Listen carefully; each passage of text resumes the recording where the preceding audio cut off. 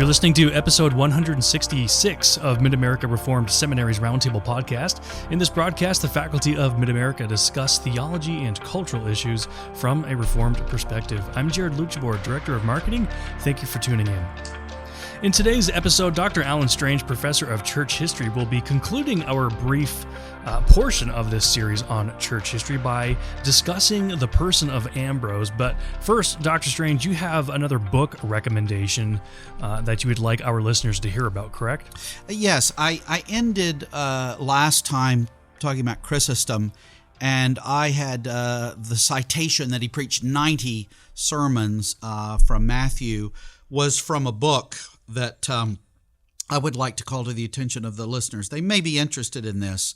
There's a wonderful description of Chrysostom, his preaching, what he did in his life, the things we were talking about in this volume. This is the second volume called The Patristic Age, and it's in a set by Hughes Oliphant Old. It's a 7-volume set by Hughes Oliphant Old, O-L-D, called The Reading and Preaching of the Scriptures in the Worship of the Christian Church.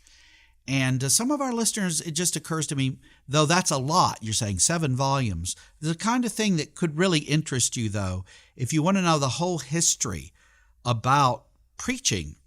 And he takes it up to contemporary times. And so I was just looking at, and though not really quoting to you from in any significant way other than the 90 sermons, was looking at this book of Hughes Oliphant Old. But it occurs to me that some of our listeners might like to know of this resource because I know some of you, though a detailed history of the whole church may not be as of great interest, some of you might be interested in a detailed history of the practice of reading the Scriptures and then especially, obviously, preaching them in the worship of the Christian church. Sure. And how that's developed. So, well, let's talk a little bit about Ambrose. Tell us a little bit about him and whether or not it was true that he was actually Augustine's mentor. Yeah, I mean, Ambrose, his dates are 339 to 397. And I do remind you at this point, once a wag said on a test when I was asking for dates of some of these later figures, he protested his having none by saying he was a monk. He didn't have any dates. So, wow, he lost the points though. No. A little clever. I give him Sure. a point for cleverness. But yes, and the reason, I mean, Ambrose was a great man in his own right. But the kind of thing you want to say about Ambrose is this: if he never did anything else, the fact that he had as protege Augustine, the great Augustine of Hippo, is enough. Mm-hmm. Lord willing, when we come back, whenever it is in the future, we're going to have a couple of episodes, I would think, probably, Sure. on Augustine, who is arguably the greatest single figure in the early church. And Ambrose was indeed his spiritual father and evangelizer. But Ambrose was a significant figure in his own right. He becomes the Bishop of Milan. So, as you know, if you're thinking about your geography there, you know where Rome is in Italy. Milan is up the boot, going up towards Switzerland and France. It's up there, and that is where his bishopric was. And he was his father was a governor of Gaul, of course, being France, and he was a provincial governor, and so he was from an upper class noble background. He was educated. Ambrose was educated at Rome. He was an excellent orator. He was considered one of the best orators of the ancient church. Obviously, you may be thinking, well, I thought you said Chrysostom was the greatest preacher, right? And Chrysostom was more purely a preacher because Ambrose has a significant career before becoming a preacher. And he was known as a great orator in the political realm. He becomes a provincial Roman governor. So he follows in his father's footsteps, you might say. Right. And in fact, he becomes the provincial governor, which has its seat in Milan. He's the governor and lives there in Milan, and he's a wealthy man, and he gives away his goods to the poor at the point where he comes into church office.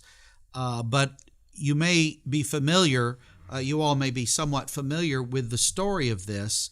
And I'm going to tell you who I'm quoting from here because it's another book that you might be interested in. There's a book called The Dictionary of Historical Theology by Trevor Hart. And it's quite interesting, and it deals with the theological aspects of things, but it deals with figures as well. And about Ambrose, it says he had a classical education at Rome and pursued a career in the imperial administrative service, just what we've been talking about, was appointed governor of the province that was based in Milan, Aemilia Liguria. And what happens there is that the bishop of Milan, then, of course, he's the governor in Milan, the civil ruler, Ambrose is. But the ecclesiastical ruler of Milan becomes an Arian. So you have Ambrose, who is the civil ruler, but he is Orthodox. He is a big supporter of Nicaea. And his own bishop in the city is, beginning in 355, is an Arian. Well, Auxentius is his name, by the way. And Auxentius, the Arian bishop, dies in 374. And so when he does, the city is thrown into a turmoil because particularly now the pro-Nicene group, which has grown quite a bit, Arianism is waning at this point very much. And the pro-Nicene group insists that they have a say in the appointment of his successor. In fact, they're saying, we do not want another Arian. Right. We want a Nicene supporter to be the bishop. And Ambrose as the governor, so you kind of get the picture. Here they are in the cathedral, and it's threatening maybe to become a riot because the stronger group is really saying, we will have a say, and the Arians, there's still enough Arians there that this could come to blows. And you can imagine Ambrose, he's a good and godly governor, civil governor. He basically stands up because, the bishop's dead. Who is the most influential person there? So he stands up, he intervenes, and makes it clear that he upholds the rights of the Nicenes. And of course, many of you have heard the story that the cry begins to go up. Ambrose for bishop, Ambrose for bishop. And you say, oh, well, wait a minute.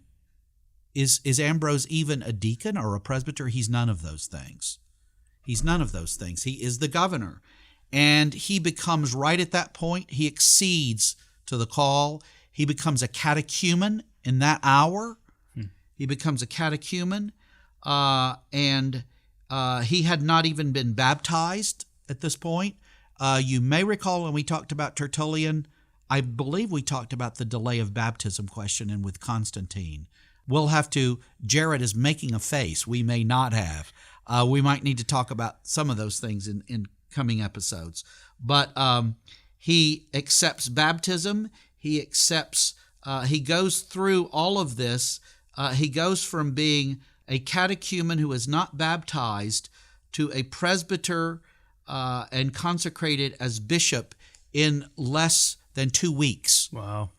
And so I often, when I tell fellows that and I look up and they're gasping, I say, don't think this will happen to you.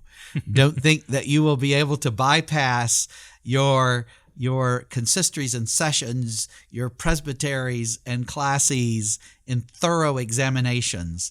This was all for a reason. Now, it is something that the Council of the Church will say against. But Theodosius, as I said, is the emperor, and he becomes he and Ambrose are friends. I understand that there was a famous confrontation between Ambrose and the emperor. Can you tell us a little bit about that?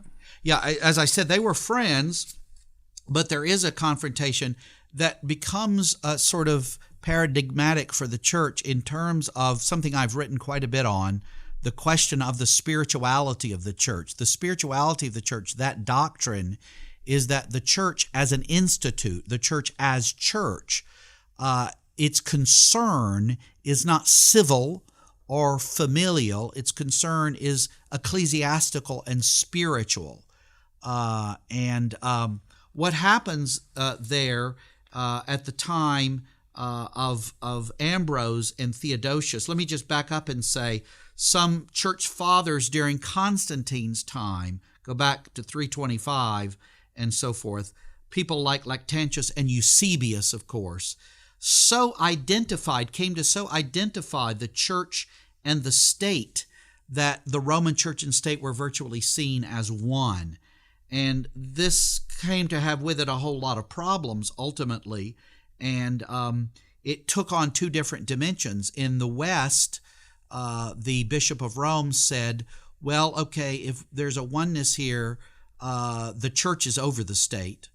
And in the East, you got something called Caesaropapism, where they said, no, the state is over the church. But Ambrose was somebody who didn't think that the Christian emperor was his good friend Theodosius, was simply properly over the church. What happened was when Theodosius, in response to the death of a Roman official in Thessalonica, so a Roman official had been killed in Thessalonica, he permitted a massacre there out of proportion to the crime. So he basically sent orders to wipe those out who had anything to do with it, and they killed a lot of people. And he actually sent a counterman to that order, thinking a little better of it a day or two later, but they had already carried it out. And Ambrose, as the bishop, excommunicated him. Ambrose said, you should not, as the emperor, have ordered a massacre. This was unjust. Mm-hmm. This was not right. And he said, he declared that the emperor is in the church, not over the church. Right. A very famous statement. Yep. It provides a kind of interesting case study in early church history, and I'm now quoting from my dissertation, which I quote from every other minute. No, just kidding. Quoting from that on the relative relationship of church and state after Constantine's conversion. And Theodosius actually submits to the discipline. He repented and was restored to communion, being subject to discipline like any other member. Mm-hmm. And in fact, there are several famous paintings of this. But some other things to talk about with respect to Ambrose. He has a number of writings. He, in fact, you recall I said that Basil had that great book on the Holy Spirit. He translated that on the Holy Spirit into Latin. So they had it in the West. And he had books on the faith, where he attacks Arianism and supports the Nicene understanding, on the mysteries and on the sacraments, talking about the sacraments and their usage, and a very famous book called On the Duties of Ministers. And some of you, if you recall your classical studies, are probably thinking, oh yes, Cicero had a book, didn't he, called De Officiis, on moral duties. And he basically takes off on that book of Cicero's and says on the duties of ministers and how ministers ought to behave themselves. And he means not only both in a godly fashion, but he means in a civilized fashion. He's trying to bring, and his interest is to bring the ministerium to have a place of great influence in the church. And he does that. And of course, he has influence in the life of Augustine that we'll be talking about in the future. Well, thank you, Dr. Strange, so much for your explaining of these past gentlemen, key figures in the early church. Thank you so much. Thanks, Jared. Good to be with you, and it's always good to interact and to talk to our supporters. For more podcast episodes, you can find us on our website at midamerica.edu/podcast, wherever you listen to your favorite shows. Be sure to search for and subscribe to Mid-America Reformed Seminary's Roundtable. I'm Jared Luchabor. Till next time.